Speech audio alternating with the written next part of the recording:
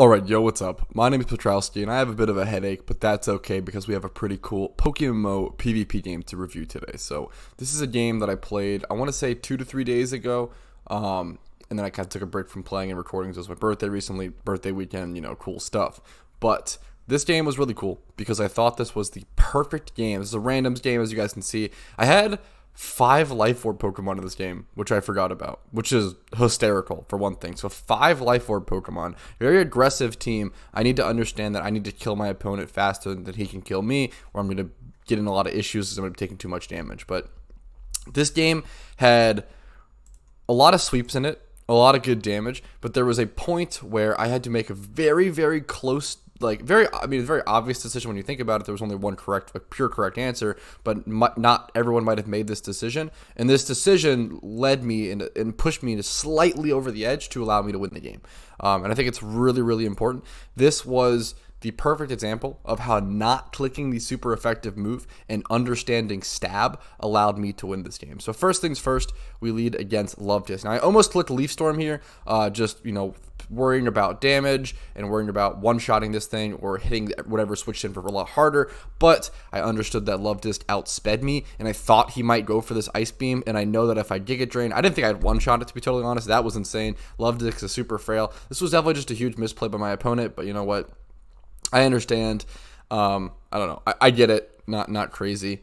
I respect the risky super aggro Ice Beam play to just test the damage. Sometimes you got to limit test and you got to learn numbers. Now he brings in Dustox here, and I'm super scared of Bug Buzz. I think I check and he's faster than me. For those that don't know, Executor is 4 times weak to Bug. There's not that many Pokemon that are 4 times weak to Bug, but Executor is one of them, so that is super terrifying. I'm looking over here at Porygon Z, thinking about my options here. He really can't hit Dustox for super effective or anything super well. I think I just think through my options. I'm not even sure what I go with. It's been a couple days since I played this game.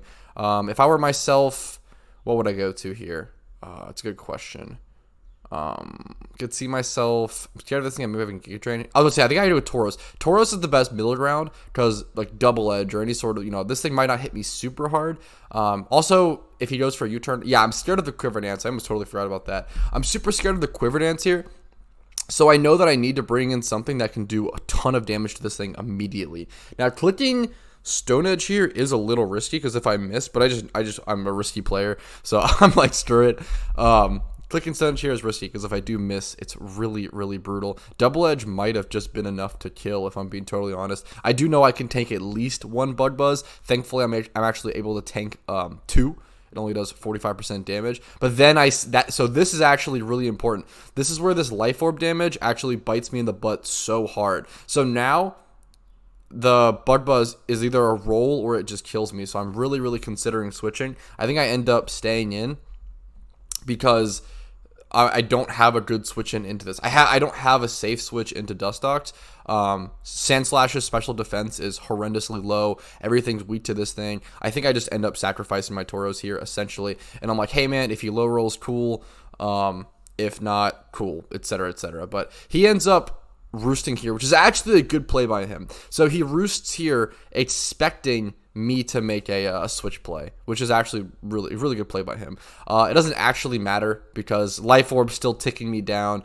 He's able to roost up if he wants, etc., etc. Now he always outspeeds me, so he can just go ahead and Bug Buzz me and get rid of me. That Quiver Dance speed boost is really, really, really huge here because Tauros, is very, very fast. Now we're already 3 minutes into this battle, and this battle is only around 6 minutes, so it's a pretty fast one. But every decision is so much more important. When a battle is this quick, every single minor decision is like what's leading you to that victory. So now that I can safely bring in Porygon Z without him having to tank an attack on the switch, I'm pretty sure I just go into this. I'm pretty sure there's no reason to. I can go ahead and set up an agility, become faster than this thing. The only thing that's scary to me, especially now that Dustox is low, I would not bring Porygon Z into this if he was full HP with 1 Quiver Dance because I know that I'm not going to be able to do enough special attack damage to him because he might Quiver Dance here again, right? So I'm going to go ahead and go for the agility. If I agility, my options are, if I agility here I'm going to be faster than him with one Quiver Dance up. If he attacks me, I'll be faster, then I can return and attack and finish him off. If he Quiver Dances and I Agility, he's probably faster than me, but I should still be able to tank one attack. So it's kind of like a weird situation. Him attacking me first here, or attacking here, is ideal. If he Quiver Danced here, it might have actually been a lot more difficult because I think he might have been faster than me. But I'm not quite sure. So here we click Try Attack, stab, solid move, really, really important move to this run, actually. That crit didn't matter, et cetera, et cetera. But Try Attack is the move here. So this is the situation. So this is the most important situation of the entire battle. So look at this. So Grand Bolt, I'm gonna pause. Grand Bolt comes in.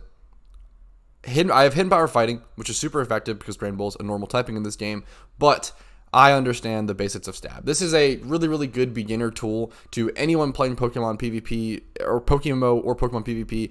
You need to understand Stab. You need to understand when to click what move, when to not click the super effective move. So here, Hidden Power Fighting is a 60 base power move that is super effective against him, so it doubles to 120 base power, effectively having 120 base power with no other sort of side effect. Now, Try Attack is an 80 base power move that has Stab because it shares the same typing as Porygon Z. For those who don't know, Stab is an acronym that stands for Same Type Attack Bonus. So if a move shares the same type as the Pokemon, so for example, Porygon Z's normal type, Try Attack's normal type, it gets a 50% damage boost. So Try Attack is gonna get boosted by 40 base power actually, and get boosted to 120. So Try Attack and Hidden Power Fighting here are both 120 base power, but Try Attack has those 3 extra effects of having a 7% chance to burn, paralyze, or freeze. So it is objectively better. You should always click Try Attack here. Objectively better, unless you encounter a Pokemon that's 4 times weak to fighting, obviously. But in this situation, Try Attack is always the play, and you see me go ahead and think about it for a second. I don't take too long, I'm pretty sure, on it. I always double check this stuff, and I'm pretty sure I go ahead and just go for the Try Attack, and it's a really big deal, and it pays off huge. So in the situation, I understand that I know that I'm not going to one-shot the Grand Bolt, so I have to hope for Parahacks, freeze, or something.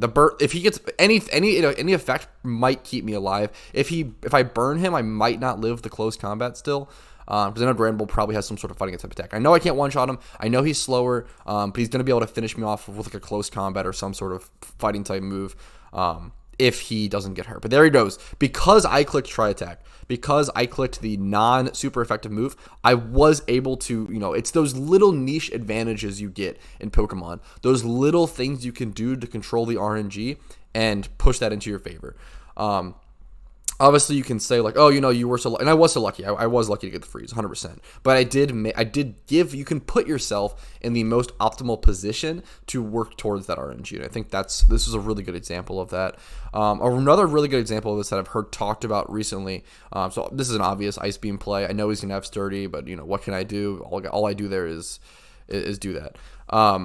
Yeah, really, really easy play. And he does miss his Rock Slide, which is unbelievably unlucky. So from that was irrelevant, but that was unbelievably unlucky.